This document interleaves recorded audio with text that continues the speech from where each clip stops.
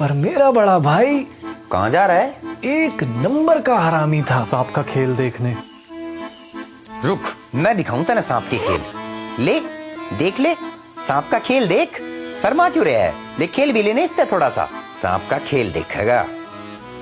बैठ के होमवर्क कर मेरा, ना तो टांगे तोड़ दूंगा तेरी। उम्र में 2-3 साल बड़ा होने के कारण उसमें ताकत ज्यादा थी। बस उसी बात का फायदा उठाता था हरामी। लेकिन एक दिन उस बेचारे को एक जहरीले सांप ने काट लिया। जहर बहुत तेजी से पूरे शरीर में फैल रहा है, दोनों पैर काटने पड़ेंगे। और वो अपाहिज हो गया। और एकदम से मुझे रियलाइज हुआ कि बहनचोद इस घर की तो सारी जिम्मेदारी मेरे सिर पे आ गई, क्योंकि काम का मर्द तो सिर्फ मैं ही बचा। ये आप मुझे अपने बचपन की कहानी क्यों सुना रहे हो? सब्र करो बेटा, अंत तक पहुंचने के लिए शुरुआत जानना जरूरी है। आगे सुनो। उस समय मेरे गांव में ज्यादातर लोग खेती बाड़ी करा करते थे। अरे यो नेवी में कप्तान है। अच्छा जी।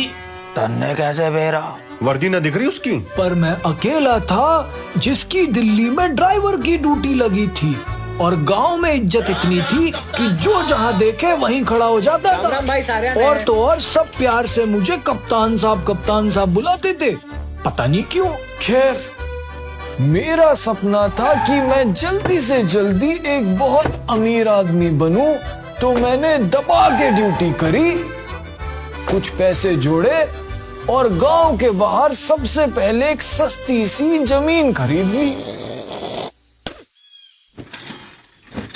मेरा भाई ससुरा मेरे से बहुत जलता था, पर मेरी इस तरक्की को देख के एक भले आदमी ने अपनी बेटी का हाथ भी मेरे हाथ में दे दिया।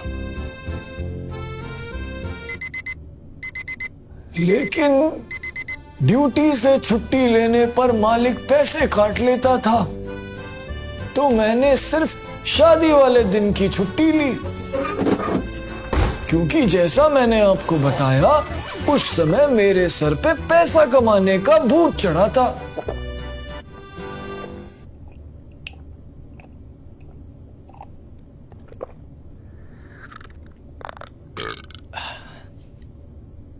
अरे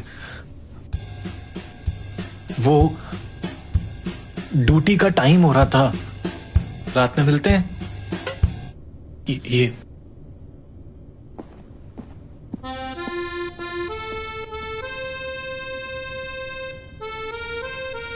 और उस चक्कर में मैं कभी अपनी बीवी को सही से टाइम ही नहीं दे पाया। नतीजा, वो मुझे छोड़ के भाग गई।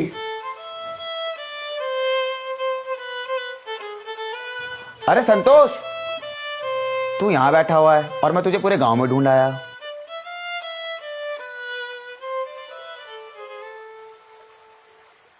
सुन के बहुत बुरा लगा कि तेरी बीवी भाग गई। ऐसे क्या देख रहा है? पूरे गांव में सबको पता लग गया है। और हाँ, मेन बात तो मैं तुझे बताना भूल ही गया।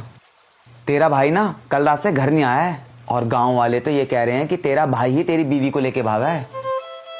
चल, तो अपना ध्यान रखियो है।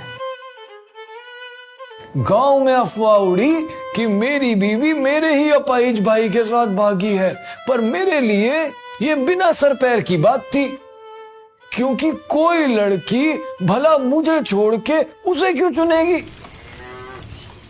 ये तो ड्राइवर है, कोई कप्तान नहीं है भाई। अरे लागे है, और भी कोई कमी है तभी। मेरी फिर कभी दोबारा शादी नहीं हो पाई, क्योंकि गांव में ये अफवाह भी उड़ी कि ये ससुरा संतोष तो नामर्द है, इसलिए शैलजा भाग गई। ऐसे ही सालों साल बीत गए मुझे ड्यूटी करते और पैसे बचाते।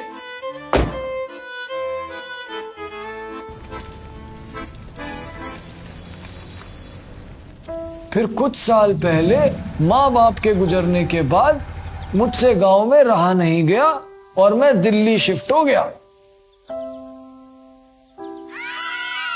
फिर एक दिन मुझे बुरी तरह रियलाइज हुआ कि ड्यूटी के चक्कर में बहनचो मैंने तो अपनी जिंदगी की मां चोद दी। अब ना ही तो मैं कोई बहुत रईस लाला बन पाया और ना ही परिवार कहने के लिए मेरे पास कोई बचा।